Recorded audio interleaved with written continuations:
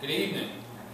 Modern day media has portrayed marriages as husband and wife being unfaithful, fighting, having a forgotten love. And the late comedian Julius Groucho Marx puts it pretty well, that Hollywood brides keep the bouquets but throw away the grooms. I think everybody would agree with that. According to the Center for Disease Control, you see the statistics here, almost 4 out of every 1,000 marriages end up in divorce. And small rural communities like ours are not immune to this any longer. I've been exposed to divorce through friends, colleagues, family members, and seen how it damages families, changes lives forever, and is responsible for much controversy. Fortunately, I've never had to experience this personally. Husbands and wives need to understand that divorce is harmful both to them and their families, and they should avoid this. They should stand up for their families and prevent their fall into sinful temptations that could tear their households apart. First main point is that divorce is harmful to both the individuals as well as the family units that the individuals make up. First part of that unit is the children. Children have the best opportunity for a solid foundation when their parents do not divorce.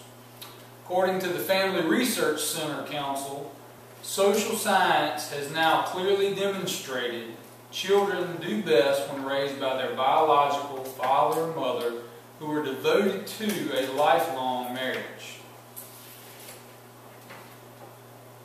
A recent article in Psychology Today by Carl Pickard says divorce shakes the trust and dependency of parents who behave in an extremely undependable manner.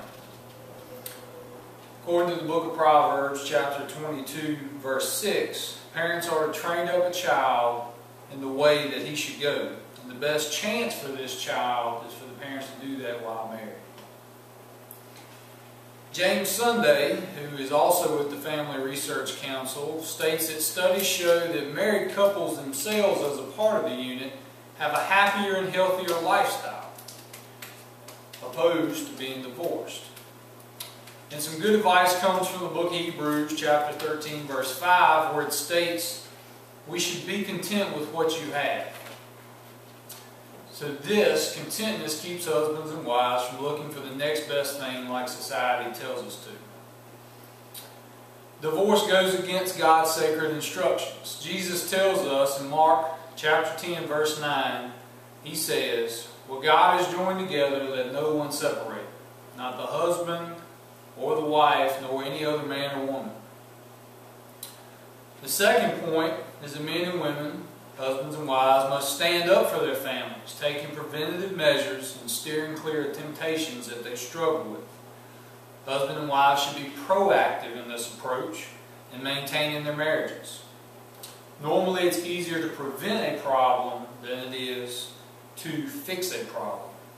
Steve knew, a colleague of mine at the fire department, married for 25 years to one wife, made the statement that God should be first in your life, your relationship with your wife second, or husband, and a relationship with your children third. If you keep those three priorities in line, everything else will fall in place.